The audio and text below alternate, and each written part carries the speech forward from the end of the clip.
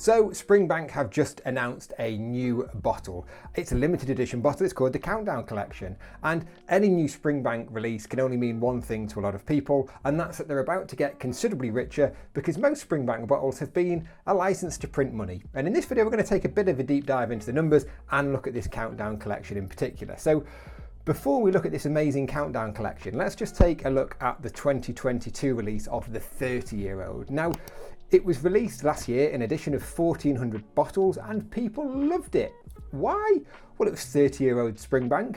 It was a limited edition of 1,400 bottles. The presentation, you know, the gold box and gold label was really nice. And you know what? It was cheap. $8.50 to $8.75 at RRP. Well, I mean, what else could you get for that money? You could get a £600 bottle of Macallan James Bond, which is no age statement nonsense, really. You could get a Macallan Folio, £300. Yeah, still more no age statement.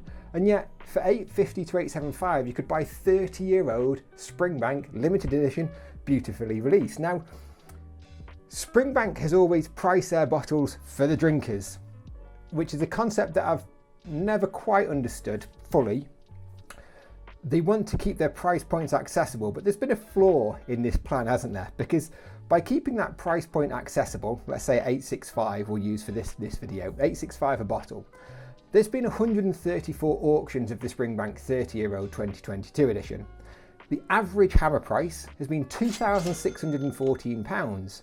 So after commission, that's £2,950 that the buyers were prepared to pay. And the maximum hammer price for this bottle, the highest recorded price, $3,850 hammer plus commission. Like, wow. Anyway, so let's come back to that £865 figure. At 1,400 bottles, Springbank grossed £1.211 million from the original release. Not a bad day's work really, because they pretty much sold out overnight. But had they have priced it at £2,950, which is what you would say would be the fair market price, because that's the price at auction plus commission that people were paying on average, they would have made £4.13 million. So here's the crux. They left £2.919 million in the market. Or basically, look at it another way, they left £2,085 cash on all of the bottles that they sold. So you bought your Springbank 30-year-old for $8.65 and you were essentially being handed £2,085 on top. Well, and who took the profits? Was it the drinkers? Well, no, because the flippers got there first, and you know, the collectors got there first, and the bots got there first. And you know what? The auction houses are making a decent living out of this, because they're taking what, 12% from the buyers, 5 to 10% from the sellers. So all this money's gone into the economy, which is very benevolent of them, but there's problems here, isn't there? And before we dive into the next release, if you're liking this video, like the video and subscribe to the channel. We do lots of videos about collecting and investing in whiskey. And if you like the video, it really does help us. So it would be really appreciated. So, right. So Springbank left £2.9 million in the market, and wonder why flippers want their bottles. Right. Well, you give me £2,085 plus a bottle. I'll buy that. Yeah, of course. Who wouldn't? Who wouldn't go out there and buy and flip those bottles? So, like, it's just against all odds of like the Western economy or capitalism or whatever, however you want to sort of term it. Like they dramatically undervalued their own product. Sure, they want to price it for people who can afford to drink it, or the drinkers, but they're not. By doing that, you're missing one big fact, and that's the market's moved on massively.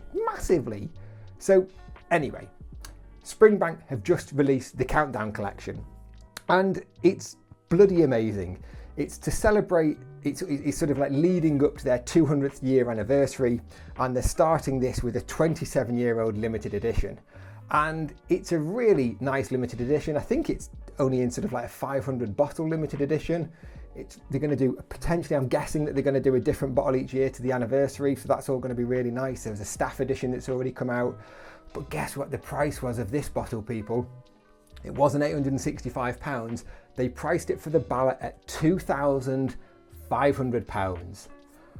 Welcome to capitalism, Springbank. Well, hey, thank you. You're leaving the profits for yourself, which are going to leave you to be able to do a lot more work at the distillery, you're going to be able to make more amazing releases, you're going to pay your staff more. If any of your staff watching, get a pay rise because you're just about to make a load more money. So look, we don't know how many more bottles are going to be released on this sort of this countdown collection. It might just be that they're going to do one a year, they might be doing 2 or 3 a year, we don't know. There's not been that many details released about it. But let's talk about the price. You know, that's 194% more than they release the 30-year-old at, even though the whiskey is 3 years younger, but it's 194% more. So good on Springbank. And, you know, the question remains then, is this still a good buy? If you've won the ballot, if you're one of these people who enters ballots and then goes, well, I've won, I don't know whether to buy it. Well, make your mind up. Personally, I would say it's a really fantastic buy. And why? It's and you know, like Springbank trying to say that they price things for drinkers and stuff like that. This is a collector's bottle, you know, because it's going to be part of a series of bottles, you know, the countdown collection, it's aimed for collectors. So surely there are going to be other age statements in the run up to their, you know, 200th anniversary. So it's already aiming itself at the collector. And the only other time that I can think that Springbank have done this was when they did the Millennium collection that ran from sort of like 1998, 1999 up just over the millennium, and they did a 25 to a 50-year-old. And that, people, is going to be the subject of the next video.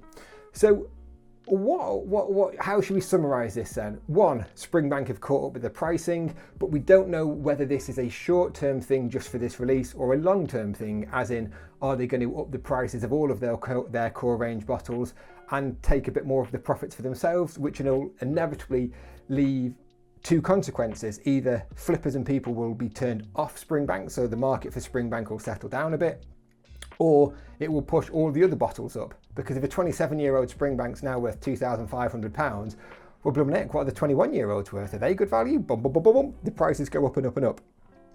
Another scenario that I can see is people drifting away from Springbank and going to other really undervalued distilleries. Does anyone say Glenfarclas? They're 30 and 40-year-old whiskies. They're in our best investments of 2022 video. The best investments of 2023 are coming out very soon.